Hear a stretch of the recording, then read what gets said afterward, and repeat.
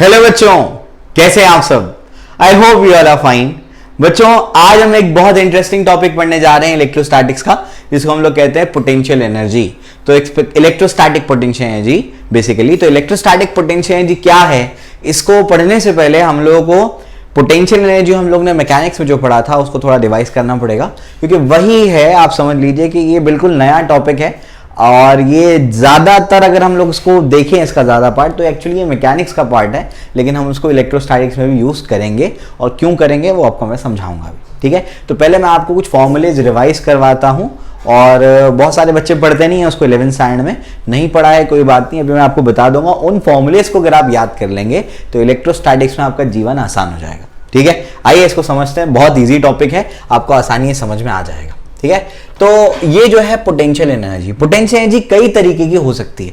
Elastic potential energy, gravitational potential energy, electrostatic potential energy, ऐसे कई तरीके की पोटेंशियल एनर्जी हो सकती है।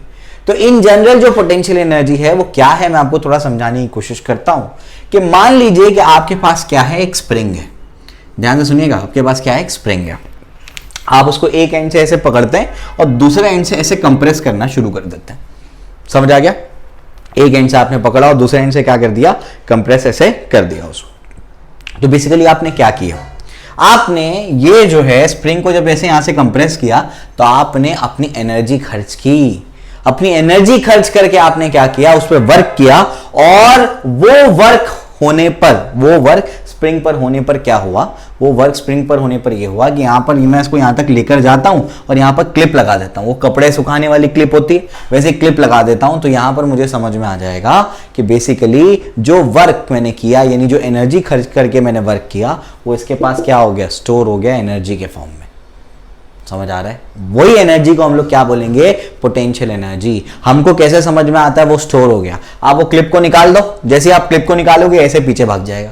वो पीछे कैसे भागा, एनर्जी से ही है। वो एनर्जी कहां से आई, वो वही एनर्जी उसके पास स्टोर हो गई थी जो हमने अपनी एनर्जी खर्च करके वहां पर वर्क किया था।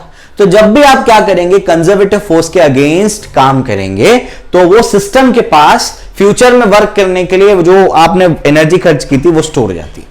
समझ आ रहा है? जब भी कंजर्वेटिव फोर्स के अगेंस्ट आप काम करते हैं तो सिस्टम के पास क्या हो जाती है, फ्यूचर में वर्क करने के लिए वो एनर्जी क्या हो जाती है, स्टोर हो जाती है। बात समझ में आ गई? कहां से आई वो एनर्जी, हमने जो खर्च की वही एनर्जी उसके पास स्टोर हो गई। बात समझ में आ गई? क्लियर है? अभी मैं यहां पर इसको कैसे लाऊंगा वो मैं आपको बताता हूं। उससे पहले आप लोग क्या करो, उससे पहले यहां पर आप लोग एक सिचुएशन को इमेजिन करो कि यहां पर हम लोग इलेक्ट्रोस्टैटिक्स में यहां पर स्प्रिंग वगैरह का कॉन्सेप्ट क्यों कर रहे हैं। हम स्प्रिंग सिर्फ समझने के लिए लेकर आए थे, अब मैं इलेक्ट्रोस्टैटिक्स पे इसको अप्लाई करता हूं। देखिए, इलेक्ट्रोस्टैटिक्स में मान लीजिए कि आपके पास कोई पॉजिटिव चार्ज है, मान लीजिए कोई पॉजिटिव चार्ज है। अब यहां पर आपके पास कहीं इंफिनिटी पे, इंफिनिटी का मतलब क्या, काफी दूर, यहां कितना दूर, इसका इलेक्ट्रिक फील्ड यहां पर बहुत ही वीक है या नेग्लिजिबल है, ऐसे आप मान लीजिए, उस पर कोई इफेक्ट नहीं है उसका। तो इंफिनिटी पे मैंने क्या कर दिया, एक Q0 चार्ज ले लिया। ये वाले चार्ज को मैं क्या बोल देता हूं, कैपिटल Q बोल देता हूं। मान लेते हैं कि दोनों के दोनों कैसे हैं, पॉजिटिव है, मान लेते हैं। ठीक, अब क्या, तो अगर आप गौर से यहां पर देखेंगे तो ये वाले चार्ज को जब मैं ऐसे यहां से चला करके लाने की कोशिश करूंगा तो ये उसको रिपल करेगा।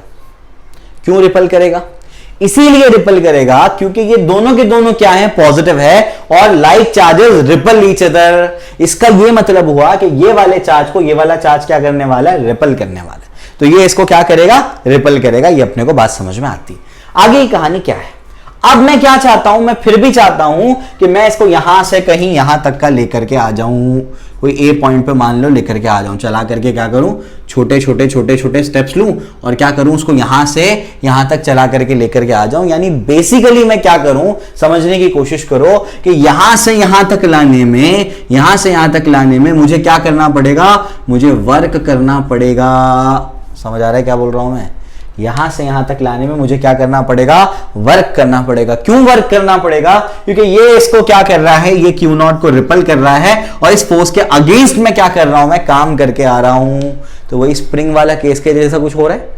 बात समझ में आ रही क्या बोल रहा हूं मैं। तो ये कंजर्वेटिव फोर्स के अगेंस्ट में काम कर रहा हूं, तो यहां पर ये सिस्टम के पास क्या स्टोर हो जाएगी, ये सिस्टम के पास एनर्जी स्टोर हो जाएगी पोटेंशियल के फॉर्म में। उसी एनर्जी को क्या बोलेंगे, पोटेंशियल एनर्जी।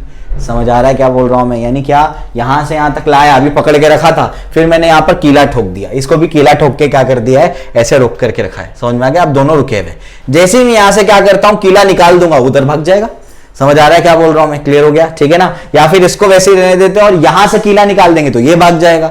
इसका ये मतलब हुआ, इसका ये मतलब हुआ कि जो आपने अपनी एनर्जी खर्च करके इस पर वर्क किया, वो एनर्जी इसके पास स्टोर हो गई। तो आप ये नहीं कह सकते कि पोटेंशियल एनर्जी इसके पास स्टोर हो गई या फिर इसके पास स्टोर हो गई, पोटेंशियल एनर्जी पूरे सिस्टम के पास स्टोर हो गई। समझ आ रहा है क्या बोल रहा हूं मैं? क्यों ऐसा? क्योंकि जब यहां से कीला निकाल तो ये भाग जाएगा, और अगर सिर्फ इसी के पास एनर्जी होती तो यही भागना चाहिए था। लेकिन अगर इसको ऐसे ही रहने देते और यहां से कीला निकालते तो ये नहीं भागना चाहिए, लेकिन ये इधर भाग जाएगा। क्यों? रिपल्शन की वजह से। इसी वजह से हम कहेंगे कि हमने भले इस पे वर्क करता हुआ हमको नजर आ रहा है, लेकिन जो एनर्जी स्टोर हुई वो पूरे सिस्टम में हुई है, एक पॉइंट चार्ज पे स्टोर नहीं हुई है, पूरे सिस्टम में एनर्जी स्टोर हुई है। बात समझ में आगे? क्लियर है? तो वैसे ही स्प्रिंग वाला कॉन्सेप्ट यहां पर लगता है, इसी वजह से मैंने पहले वो एग्जांपल लिया। क्लियर हो गया? बात समझ में आ गई? तो अगर आप बोलेंगे चार्ज को चलाना ही क्यों है, आगे जाकर के समझ में आएगा चार्ज को क्यों चला रहे हैं हम लोग। ठीक है, मैं समझाऊंगा। अभी फिलहाल तो ये छोटा सा कॉन्सेप्ट समझो कि बेसिकली हमारे पास क्या है, एक छोटा सा चार्ज है, उसको मुझे क्या करना है, चला करके यहां पर लेकर आना है इसके रिपल्सिव फोर्स के अगेंस्ट में। तो मुझे क्या करना पड़ेगा, अपनी एनर्जी खपा करके वर्क करना पड़ेगा। वो एनर्जी इसके पास स्टोर हो जाएगी, कौन से फॉर्म में, पोटेंशियल एनर्जी के फॉर्म में, और उसको हम लोग क्या बोलेंगे, इलेक्ट्रोस्टैटिक पोटेंशियल एनर्जी। क्या बोलेंगे इसको? Electrostatic potential energy. Electrostatic potential energy इसी के पास स्टोर्ड है क्या? नहीं। क्या इसके पास ही स्टोर्ड है क्या? नहीं। कहां स्टोर्ड है? पूरे सिस्टम में स्टोर्ड है। जितने चार्जेस होंगे, चार चार्जेस होंगे तो चारों रिपल करेंगे, तो पूरे सिस्टम में क्या हो जाएगी, इलेक्ट्रोस्टैटिक पोटेंशियल एनर्जी स्टोर हो जाएगी। ये एक्चुअल कॉन्सेप्ट है। समझ में आ गई बात? कोई दिक्कत नहीं। चलो, ये आपको समझ में आ जाना चाहिए। अब जो है मैं आपको कुछ फॉर्मूलेज रिवाइज कराता हूं, और हम लोग जानते ही हैं कि physics is all about measurement. तो हम लोग को क्या करना पड़ेगा, हम एक चार्ज को चला करके लेकर आएंगे एक पॉइंट से दूसरे पॉइंट तक, और हम पता करेंगे कि बेसिकली कितनी पोटेंशियल एनर्जी में चेंज आया है। क्योंकि पोटेंशियल एनर्जी का एज सच हमारे पास कोई डेफिनेशन नहीं है, हम डिफाइन क्या करते हैं, चेंज इन पोटेंशियल एनर्जी। मैं अभी समझाऊंगा, ठीक है? अभी समझते हैं उसको धीरे धीरे करके। ये चीज आपको सिर्फ रिवाइज करा रहा हूं मैं, क्योंकि आपने 11th स्टैंडर्ड में वर्क पर एनर्जी में पढ़ा होगा। अगर नहीं पढ़ा है तो बेस क्लियर कराते हुए चल रहा हूं मैं आपका, ठीक है? अब कुछ इंपॉर्टेंट फॉर्मुलेज हैं, वो आपको याद रखने हैं। इंपॉर्टेंट फॉर्मुलेज एंड पॉइंट्स, ठीक है? कुछ इंपॉर्टेंट फॉर्मुलेज और पॉइंट्स मैं आपको भी याद करवा देता हूं। तो अगर किसी ने 11th स्टैंडर्ड में WP नहीं पढ़ा है, वर्क पर एनर्जी नहीं पढ़ा है, तो उसको भी ये काम आएगा, ठीक है ना? चलो भाई, तो सबसे पहले आपका जो है work done by conservative force, यहां पर work done by conservative force यानी work done by electrostatic force, है ना, इलेक्ट्रिकल वर्क डन। तो minus of work done by conservative force is equals to change in potential energy. U क्या है? Potential energy. U क्या है? Potential energy. तो ये क्या होता है, चेंज इन पोटेंशियल एनर्जी के इक्वल होता है। समझ आया? ठीक है ना? वर्क डन का और एक फॉर्मूला हम लोग जानते हैं कि वर्क डन का एक फॉर्मूला जो जनरल वाला है वो इंटीग्रेशन है F bar dot d r बार। समझ में आ गया? इनिशियल से फाइनल। समझ आ रहा है क्या बोल रहा हूं मैं? क्लियर है? आप बोलेंगे sir F bar dot S bar है, वो सिर्फ तभी है जब फोर्स कांस्टेंट है। समझ आ रहा है क्या बोल रहा हूं? वो तभी होगा जब फोर्स कांस्टेंट होगा, हमेशा थोड़ी फोर्स कांस्टेंट होगा। ये एक्चुअल फॉर्मूला है वर्क डन का। तो वर्क डन का जो फॉर्मूला है उसको मैं यहां पर पुट कर देता हूं, तो ये हो जाएगा माइनस अपनी जगह पर, और वर्क डन की जगह पर मैं क्या लिखूंगा, F bar dot d r बार। समझ आ रहा है? ठीक है ना? अब इसके बाद जो है, इसके बाद यहां पर देखो जरा ध्यान से, आपके पास और एक फॉर्मूला आएगा जो कि हम आगे डिस्कस करने वाले हैं। लिख इधर ही देता हूं क्योंकि पूरे पोटेंशियल का कॉन्सेप्ट इन 4-5 फॉर्मूले में ही खत्म हो जाएगा, ठीक है ना? वो होता है Q V final minus V initial, V is the potential. तो अभी फिलहाल आपको ये याद रखना है, ठीक है? यहां पर work done by conservative forces, conservative force यहां पर कौन सी बात होगी, इलेक्ट्रोस्टैटिक फोर्स। तो लिख देता हूं इलेक्ट्रिकल वर्क डन। समझ आया? क्लियर है? तो ये फॉर्मुलेज आपको पता होने चाहिए। अगर ये फॉर्मुलेज आपको नहीं पता है तो आगे जाकर के डेरिवेशन में आपको दिक्कत होगी। समझ आ रहा है क्या बोल रहा हूं मैं? तो डेरिवेशन में कोई दिक्कत ना हो इस वजह से मैंने कुछ फॉर्मुलेज आपको याद करा दिए, तो उसको अच्छे से याद कर लो। समझ में आ गया? पोटेंशियल का अगर किसी को कॉन्सेप्ट नहीं भी समझ में आता है, ये फॉर्मूले भी अगर याद है ना, आसानी से क्या कर लेगा, वो चीजों को कर लेगा हल, ठीक है? चलो भाई, यहां तक तो अपने को बात समझ में आ गई। तो इस तरीके से ये हमारे पास क्या हो गए, फॉर्मूलेज हो गए। अभी मैं यूज करूंगा इसको डेरिवेशन में, ध्यान रखिएगा। कुछ और चीजें हैं वो भी बता दूं मैं। वर्क काइनेटिक एनर्जी थ्योरम क्या कहता है? वर्क काइनेटिक एनर्जी थ्योरम कहता है work done by all forces is equals to change in kinetic energy. क्या होता है वो? Work done by all the forces is equals to क्या होगा? Change in kinetic energy. कौन कौन से फोर्स लग रहे हैं? जब हम चार्ज को यहां से यहां तक चला करके लेकर आ रहे थे प्लस क्यू की तरफ, प्लस कैपिटल क्यू की तरफ, तो क्या हो रहा था? एक तो हम फोर्स लगा रहे हैं एक्सटर्नल एजेंट, एक्सटर्नल एजेंट बन के हम फोर्स लगा रहे हैं। दूसरा इलेक्ट्रोस्टैटिक फोर्स भी तो लग रहा है उल्टा। समझ आ रहा है क्या बोल रहा हूं मैं? क्लियर है? तो ध्यान रखिएगा इसका कि यहां पर क्या होने वाला है, यहां पर ये जो है सारे फोर्सेस का जो सम है वो चेंज इन काइनेटिक एनर्जी है। और यहां पर क्या होगा? सारे फोर्सेस में कौन होगा? एक तो इलेक्ट्रिकल होगा, समझ में आ गया, प्लस दूसरा क्या होगा? जो बाकी अदर फोर्सेस बच गए वो सब ले लेते हैं और ये क्या होगा? Change in kinetic energy. समझ में आ गया? ये चीज ध्यान रखनी है, आगे जाकर के भी डेफिनेशन बताऊंगा तो क्लियर होगा ये। ठीक है, ठीक। तो आई होप आपको ये चीजें समझ में आ गई हैं। ये फॉर्मूले सारे याद कर लेना, ये बहुत इंपॉर्टेंट फॉर्मूलेज। ये कहां से आए? ये 11th स्टैंडर्ड में आपने WPE में पढ़ा था। तो कोई भी कंजर्वेटिव फोर्स हो उसके लिए ये फॉर्मूले लग सकते हैं। समझ में आ गया? वो चीज जो है वो आगे जाकर रिव्यू में बताऊंगा आई कहां से। ठीक है, क्लियर हो गया? चलो भाई, तो ये अपने को समझ में आ गया, ये चीज आपको पता होनी चाहिए। और कुछ पॉइंट्स बता देता हूं इसके। वो पॉइंट्स क्या है? डेफिनेशन एक बताना है आपको, इसका डेफिनेशन बता देता हूं मैं इसका। डेफिनेशन क्या है?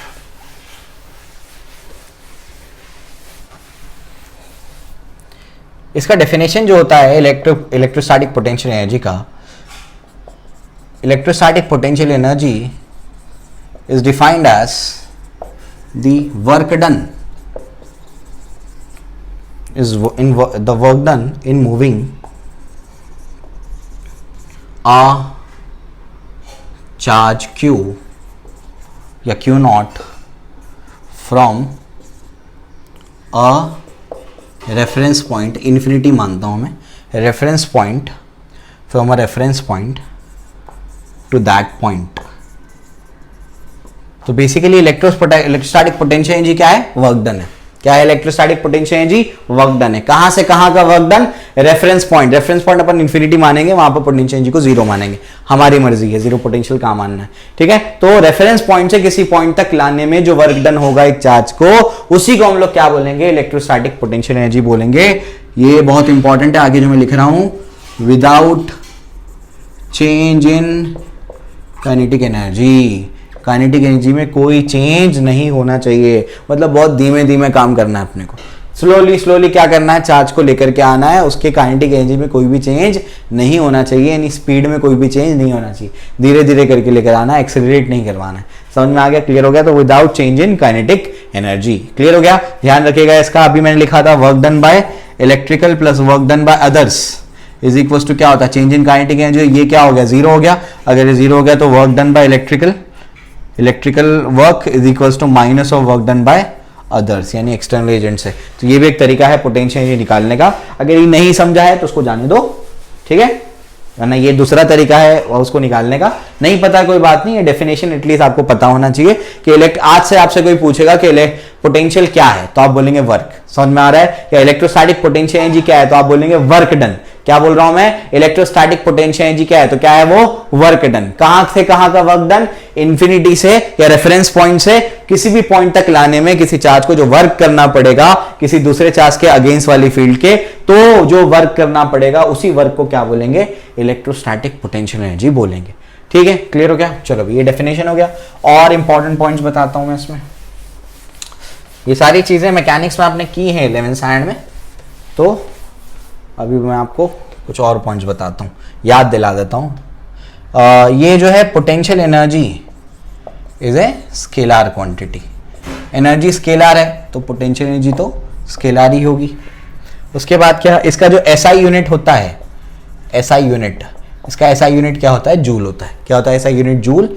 एंड अदर यूनिट्स, जो इसके अदर यूनिट्स होते हैं, अदर यूनिट्स इसके होते हैं electron volt. 1 electron volt is, ये कन्वर्जन याद रखना काम की चीज है, 1 electron volt is equal to 1.6 into 10⁻⁻19 joule. समझ आ गया? क्लियर हो गया? तो ये अपने पास क्या हो गया? अदर यूनिट्स हो गए इसके। ठीक है, ये पॉइंट्स हो गए। उसके बाद क्या? एक आखिरी पॉइंट बता दूं, याद रखना हम पोटेंशियल एनर्जी डिफाइन नहीं करते, क्योंकि पोटेंशियल एनर्जी डिपेंड करता है रेफरेंस लेवल क्या है। हम डिफाइन क्या करते हैं? हम डिफाइन करते हैं चेंज इन पोटेंशियल एनर्जी। समझ में आ गया? U मतलब potential energy depends on reference level. But delta U ने क्या, change in potential energy does not depend on reference level. जो चेंज इन पोटेंशियल एनर्जी है वो रेफरेंस लेवल पे डिपेंड नहीं करता। बात समझ में आ गई, क्लियर है? तो ये अपने पास कुछ पॉइंट्स हो गए। अब मैं क्या करूंगा, आपको डेरिवेशन पे लेकर के जाऊंगा। तो आइए इसका डेरिवेशन करते हैं, जो आज का हमारा एक्चुअल मुद्दा है। फिर आगे के वीडियोस में मैं पोटेंशियल को भी डिस्कस करूंगा। आज हम लोग पोटेंशियल एनर्जी डिस्कस कर रहे हैं, ठीक है? चलो, तो expression for potential energy of a charge due to other charges, उसका एक्सप्रेशन अभी हम लोग डिराइव कर रहे हैं, ठीक है? आइए, तो कैसे डिराइव करेंगे इसको? हम लोग के पास मान लो कोई पॉजिटिव चार्ज क्यू है, और अपन ने क्या कर लिया, यहां पर समझने की कोशिश करो। ये ओरिजिन अपन ने मान लिया, ओरिजिन, और यहां पर हम लोग ने क्या कर दिया, ये पॉइंट ए है या ये पॉइंट बी है, मान लो ये पॉइंट बी है और यहां पर ये कोई पॉइंट ए है। ये जो आपका ए पॉइंट है वो R1 डिस्टेंस पर है, और ये जो आपका बी पॉइंट है वो R2 डिस्टेंस पर है। समझ में आ गया? क्लियर हो गया? ये आपका ए पॉइंट R1 डिस्टेंस पर है और बी पॉइंट क्या है आपका, R2 डिस्टेंस पर है, ठीक है? क्लियर हो गया? और आप क्या कर रहे हैं, आप इन्फिनिटी से कोई चार्ज Q0 को क्या कर रहे हैं, यहां तक लेकर के आ रहे हैं। इन्फिनिटी से क्या कर रहे हैं आप, Q0 चार्ज को यहां तक लेकर के आ रहे हैं। ये वाला जो चार्ज है ये भी पॉजिटिव है और ये भी पॉजिटिव है, तो ये प्लस Q वो Q0 को क्या करेगा, रिपल करने वाला है। ये आप लोग जानते हैं। समझ आ रहा है क्या बोल रहा हूं? यहां तो नहीं करेगा क्योंकि इन्फिनिटी पे है। यहां तक मान लो अपन ने इन्फिनिटी से यहां तक इसको लेकर आया प्लस Q0 को, तो ये इसको क्या कर रहा है, यहां पर Fe फोर्स लगा करके रिपल कर रहा है। क्या कर रहा है, Fe फोर्स लगा करके क्या कर रहा है, रिपल कर रहा है। ये अपने को समझ में आ रहा है, ठीक है ना? चलो भाई आगे बढ़ते हैं। आगे क्या है इसके बाद, अब समझने की कोशिश करो कि यहां पर ये क्या करता है, इस पे फोर्स लगा करके रिपल करता है। अब इसके बाद क्या है, समझो जरा। मुझे क्या करना है, मुझे ए से लेकर के बी तक उसको पहुंचना है ना? यहां से लेकर यहां तक जाने में मुझे वर्क डन निकालना है, क्योंकि वर्क डन ही क्या होता है, पोटेंशियल एनर्जी के फॉर्म में स्टोर हो जाता है। मुझे फॉर्मूला पता है, minus of work done by conservative forces is equal to change in potential energy. ये मैं जानता हूं, ठीक है ना? तो वही मैं इस्तेमाल करूंगा यहां पर। देख लो, ए का डिस्टेंस क्या है R1 और बी का डिस्टेंस क्या है R2, यानी R1 से R2 पे लेकर आना है। वापस से देखो, R1 से R2 पे लेकर आना है, ठीक है? क्लियर हो गया? बराबर स्ट्रेट लाइन बनाना वो, ठीक है? क्लियर हो गया? अब मैं क्या करूंगा, इसको छोटा छोटा यहां पर क्या करूंगा, ऐसे मूव करवा के लेकर आऊंगा। dr मूव कराऊंगा। समझ में आ गया? तो ये dr है, ये भी dr है, dr से मूव करा के लेकर आया। तो ये जो r कैप एक डायरेक्शन होगा वो भी यही है। dr और r कैप का डायरेक्शन सेम है। fe का डायरेक्शन क्या है, उनसे उल्टा है, ध्यान रखिएगा। dr और r कैप का डायरेक्शन सेम है, ये लेफ्ट की तरफ, मेरे लेफ्ट की तरफ, और fe का डायरेक्शन क्या है, उल्टा है, ठीक है? क्लियर हो गया? चलो भाई, अब मैं जानता हूं, वी नो दैट, हम जानते हैं कि work done by conservative forces is equal to change in potential energy. ये हम लोग जानते हैं कि work done by conservative forces is equal to क्या होता है, चेंज इन पोटेंशियल एनर्जी। और इसको कैसे लिखा जा सकता है, वर्क डन को मैंने अभी बताया था, integration of f bar dot d r bar is equal to क्या होगा, डेल्टा यू। ऐसे भी लिखा जा सकता है, इसलिए कहा था फॉर्मूले देख लो पहले, फॉर्मूले याद करो, तो फॉर्मूले आपको पता होने चाहिए, ठीक है? क्लियर हो गया? तो इस तरीके से minus of integration F bar dot d r बार, और ये क्या हो जाएगा, डेल्टा यू।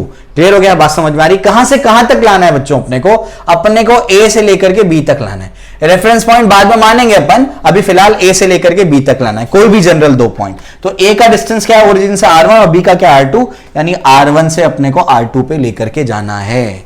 बात समझ में आ गई? तो ये चीज तो सबसे पहले मैंने लिख दी, क्योंकि मुझे निकालना ही क्या है, चेंज इन पोटेंशियल एनर्जी। आगे बढ़ते हैं। बट एक चीज मैं जानता हूं कि जो आपका फोर्स होता है, इलेक्ट्रोस्टैटिक फोर्स होता है 1/4 पाई एप्सिलॉन नॉट, कि कौन कौन से चार्जेस है, Q और Q0, Q0 डिवाइडेड बाय, मान लो कि यहां से कहीं इंटरमीडिएट पे पहुंचा है, तो ये वाला जो डिस्टेंस है ना, यहां से ओरिजिन से, उसको R मान लिया, तो R स्क्वायर और जाएगा R कैप, और यहां पर लगेगा माइनस। ऐसा क्यों? ऐसा इसीलिए क्योंकि ये जो आपका इलेक्ट्रोस्टैटिक फोर्स है, ये जो आपका यहां पर इलेक्ट्रोस्टैटिक फोर्स है, ये राइट डायरेक्शन में है, और अपन लेकर कहां जा रहे हैं उसको, लेफ्ट डायरेक्शन में। तो दोनों अपोजिट डायरेक्शन में है, इस वजह से क्या लिख जाएगा, माइनस। लेकिन वहां पर तो सिर्फ मैग्नीट्यूड पुट करके मैं निकालूंगा। समझ आ रहा है क्या बोल रहा हूं मैं? क्लियर है? भी समझाता हूं उस चीज को। यहां तक आई होप आपको समझ में आ गया होगा कि इस तरीके से अपन ने इसको ये लिखा है। अब मैं क्या करूंगा, उसको पुट करूंगा वो वाले एक्सप्रेशन में और उसको सॉल्व करने की कोशिश करूंगा। आओ समझते हैं इसको। ये समझा आर कैप क्या है, ये फोर्स का डायरेक्शन बता रहा है। माइनस क्यों है? माइनस क्यों? क्योंकि आर कैप और फोर्स क्या है, अपोजिट डायरेक्शन में है। अब मैं इसको रब कर देता हूं, जरूरत पड़ेगी तो डायग्राम बना लूंगा। ठीक है, चलो। तो एक्सप्रेशन क्या बना बच्चों अपने पास? अब तक अपने पास एक्सप्रेशन बना है delta u is equals to minus of integration of f bar dot d r bar R1 से R2। समझ में आ गया? यहां पर आप समझने की कोशिश करो कि f का एक्सप्रेशन क्या है। f का एक्सप्रेशन है 1/4 pi epsilon not q naught upon r square r cap dot d r बार। बात समझ में आ गई? क्लियर है? इस तरीके से मेरे पास ये एक्सप्रेशन आ गया। 1/4 पाई एप्सिलॉन नॉट को अपन क्या करेंगे, बाहर ले लेंगे, तो अपने पास बच क्या जाएगा, आप समझने की कोशिश करो। q नॉट को भी बाहर ले लेंगे तो minus q naught upon 4 pi epsilon naught, और अपने पास यहां पर क्या बच गया, अपने पास बच गया 1/r स्क्वायर। ये क्या है, r cap dot d r बार। अब समझो इसको कैसे सॉल्व करेंगे। r cap dot d r बार, r कैप डॉट है मतलब क्या हो जाएगा, r कैप यानी r उसका यूनिट वेक्टर है वो r, उसके बाद क्या हो जाएगा dr, और क्या हो जाएगा cos, मेरे पास क्या हो जाएगा 0। क्यों? क्योंकि r कैप भी यही है और dr बार भी यही है, दोनों में एंगल कितना है 0। cos 0 क्या होता है 1, यानी क्या होगा, अब देखो ये तो यूनिट वेक्टर का मैग्नीट्यूड 1 है, dr cos 0 1 यानी बचेगा क्या, dr। तो इन दोनों का डॉट प्रोडक्ट क्या आ रहा है, dr। तो चुपचाप यहां पर क्या लिख देने का, minus q naught upon 4 pi epsilon not integration of r⁻², और ये क्या हो जाएगा, dr हो जाएगा।